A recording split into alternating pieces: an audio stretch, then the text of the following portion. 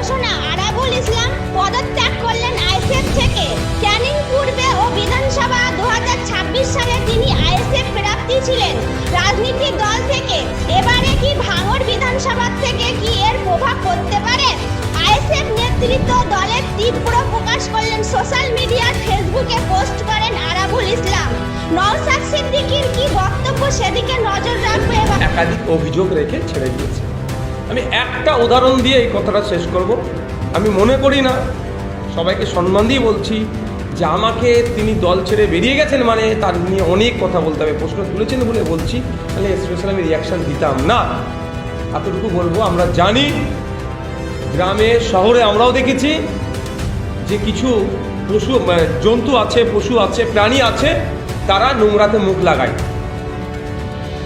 আমরা অনেক সময় সেই জন্তুগুলোকে, প্রাণীগুলোর মুখে জাল লাগিয়ে দিই যাতে নোংরাতে না মুখ দেয়। মুখ মানে খেয়ে নেয় নোংরা, জাল লাগিয়ে দিই আমরা। কিন্তু দেখবেন যদি ছেড়ে দিই, আবার জাল লাগিয়ে ছেড়ে দিই, খেতে না পারলেও ওখানে গিয়ে মুখ গুজে চেষ্টা করে।